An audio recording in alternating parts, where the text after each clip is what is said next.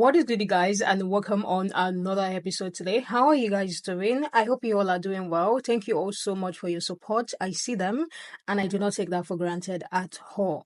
I came across this video that I want to share with you guys. It's a video of a woman drawing a powerful comparison between this ICE detention and deportation thing that is going on in America right now and the abolished slave detention centers that happened in the past. Does this sound like something very, very similar? I think so, which is the reason why I'm bringing it to you guys. I stand to be corrected in the comment section, but she made a very good point. If we look at what is going on right now and the people in the ICE detention and the way people were treated in the past, there are some similarities that are haunting, like people are being held hostage. These practices is actually questioning how far the country has really come. What is going on in America right now? Is it just immigration control, or are they repeating the same oppressive system and just kind of giving it a new name? What do you guys think?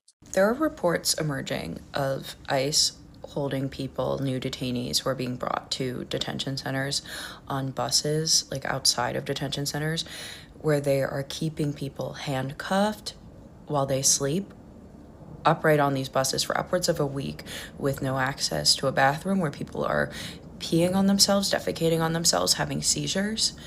And I am rattled to my core, which is saying something because I am a deportation defense attorney. I have been in many, many ICE detention centers, which have been abhorrent places of torture under every president in recent memory, of course. And so it takes a lot. It takes a lot to rattle me. And I'm speaking on behalf of myself, not on behalf of any organization. This is not legal advice, etc., etc. But I feel like as someone bearing witness, this needs to be told.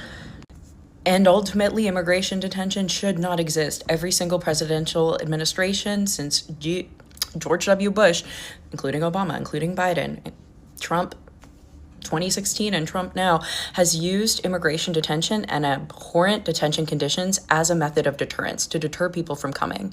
And so this existing system of torture has allowed the Trump administration to ramp it up in jaw-dropping ways. Imagine yourself or your loved one shackled in a bus seat for a week. The end goal is abolish ICE. The end goal is abolish ICE detention. And I do think history someday will look back on immigration detention and ICE detention as a form of concentration camps, torture sites, and as ICE as Gestapo. And I'm saying this as a Jew as well. I have no words. No words. Or I have many words. I don't know. Absolutely, without a doubt, the legacy of slavery is deeply relevant and prominent in the immigration system. But there's something else I want to point out about this too, which is these reports are coming out of places like Rome Detention Facility, which is in Miami, Florida. With this location, Rome has been more likely to detain Haitians and has detained more Black people than maybe other facilities. There is a long history of anti-Black racism, like specifically anti-Black racism at this facility. And so it is not lost on me, and I hope any of us, when we hear reports of people being shackled, forced to sleep in handcuffs, forcibly crowded into spaces that are not fit for human life, because these people are not being treated as human. Yes, it does evoke this, and that's not an exaggeration. And so this is all to say, we talk a lot about the prison system in the United States as a form of modern day slavery. But the immigration system is also deeply anti-Black, and there are echoes of that here too. Has been more likely to detain Haitians and has detained more Black people than... Edwidge Danticat, one of my favorite Haitian authors, wrote a book called Brother, I'm Dying, which is the true story of her uncle who came to the United States with a visa, but was placed in immigration custody and died in Rome Detention Facility at the age of 81. She wrote an article last month in the New Yorker called The Fate of Migrants Detained at Guantanamo Bay, and I just want to read a part of it. What the government wants to show through videos and photographs distributed primarily through social media of home and workplace raids and arrests is debasement and humiliation, casting undocumented migrants, including women and children, as global villains in a cops-like reality show atmosphere. So like in summary, what she's saying in this part is that if you want the truth about who these people are that are being deported, and not just assuming that they're all prisoners, is that you're going to have to dig for that information. It's not going to be readily available. There is no exaggeration in what Sabrina was saying in her video that I just stitched. I haven't talked about this in a couple of days because it is very distressing, but we do need to face the reality of what. Seeing people taking to the streets and calling for ICE to be abolished has been very heartwarming because the point has never been about Trump. Obviously, the Trump administration has weaponized immigration law in this incredibly cruel way to detain and deport as many people as possible while literally torturing them in the process.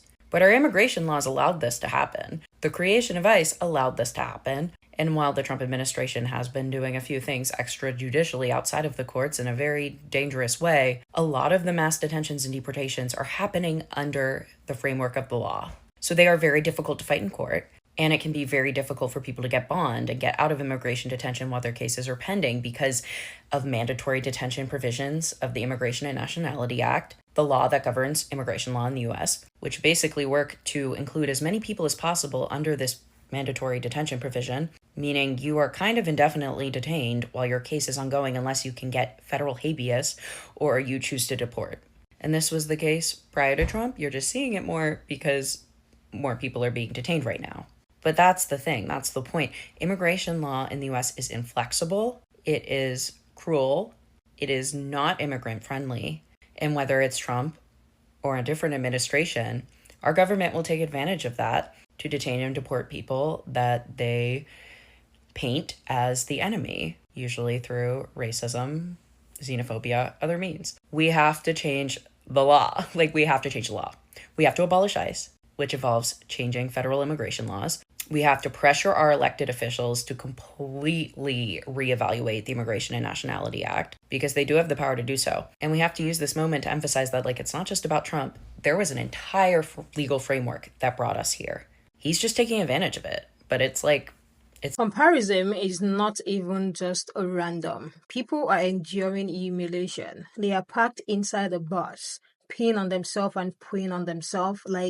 The thought of it alone is crazy, you guys. So it is not just a random comparison. We know this is something that has happened in the past. Detention without trial, people held in cramped spaces, stripped of their dignity, peeing on themselves, just in a place that is very, very uncomfortable for them. That sounded like a system that is designed to break people down. If we take a look at slavery and as well take a deeper look into the people in ICE detention and what is going on with the people in ICE detention, you can all see how easy it is to create a system that controls people, especially the people that society has already said as the less deserving. So the comparison, to me, I feel like it is making a lot of sense. Back then, it was about race. It was Black people. So far, you don't look like a palm-colored person, you are not seen as human. But now it is citizenship. Whether it is about race or citizenship, we are seeing right in front of our eyes someone's humanity getting pushed to the margin. Because why are people locked up in a place, a condition that is so bad to a point where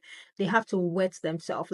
Some people are supporting this administration, they are justifying it, calling it, oh, it is the policy, it is where you have to be. Even with people that have papers, they are going after them. This whole thing is a very sad situation. We've seen people online in tears crying, saying their families are being taken away from them, the separation that is going on with families and the kidnapping. Really need to start asking the type of society that is being built now, because every single thing that is going on right now is scary. Let me hear what you guys think about the point that she made. I think she made a very good point. I want to hear what you guys think in the comment section, and I am going to see you guys in the next one.